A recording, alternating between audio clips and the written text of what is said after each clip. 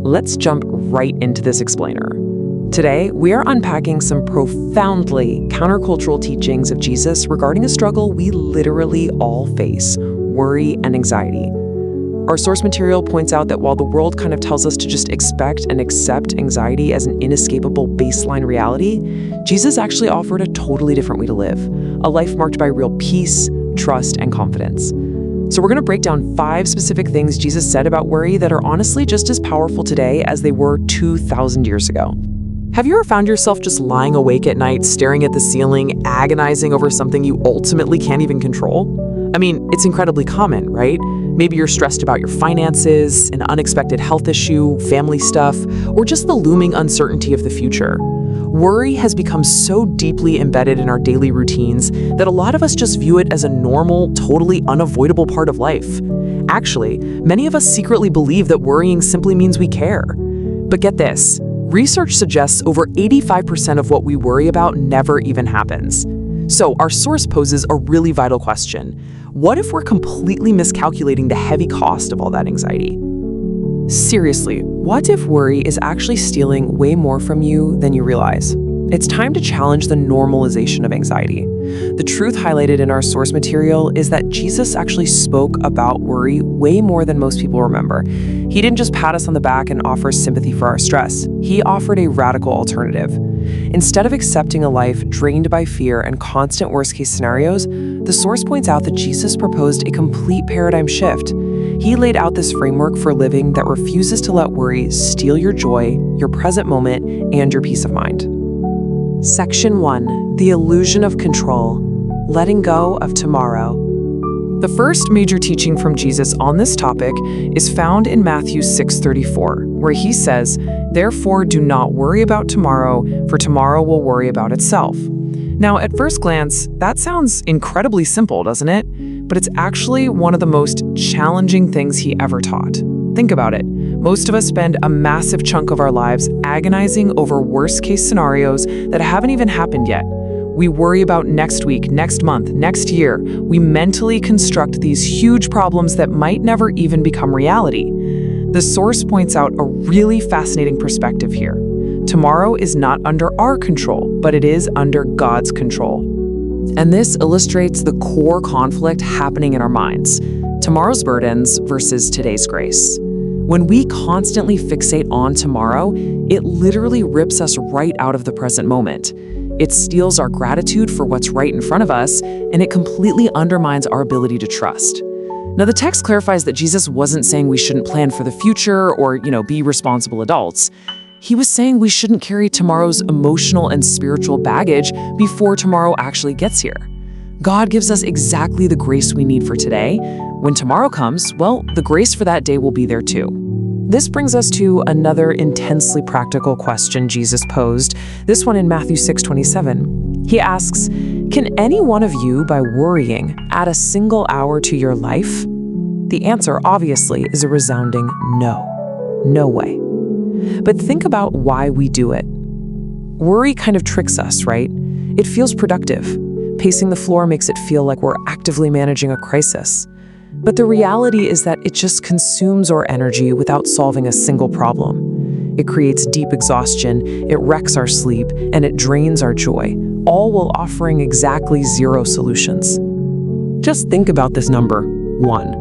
For all the hundreds of hours we spend worrying every single year, turning problems over and over in our heads, it cannot add a single hour to our lives.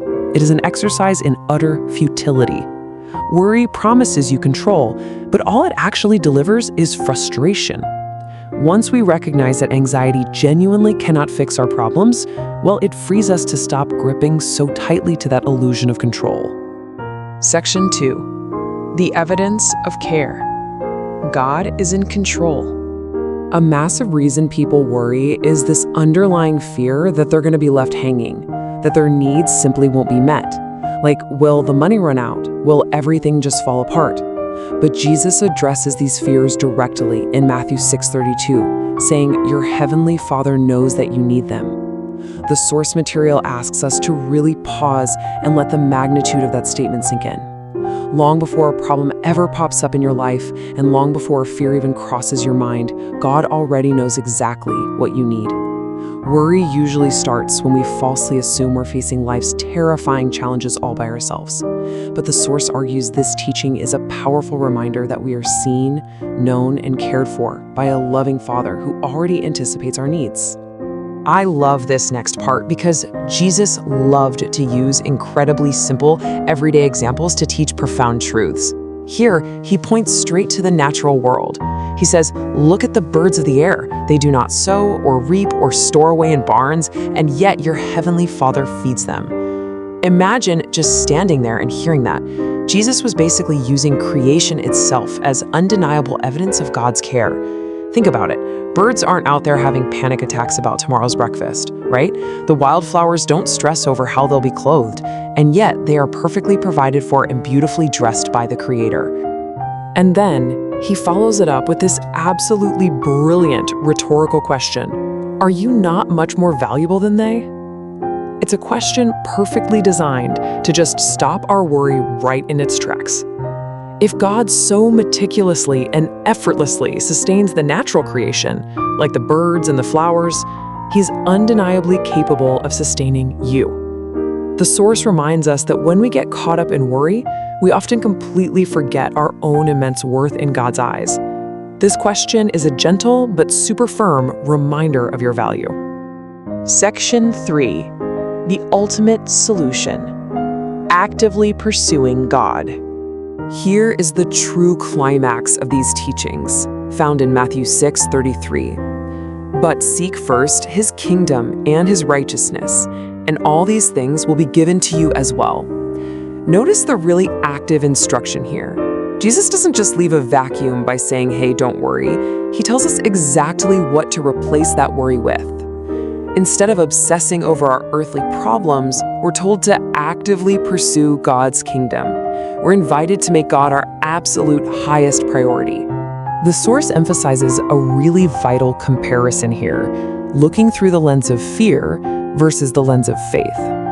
A lot of people spend their entire lives endlessly chasing earthly security, trying to build up these massive walls against their fears. But true security is actually found by shifting our worldview. When God becomes our primary focus, our whole perspective shifts.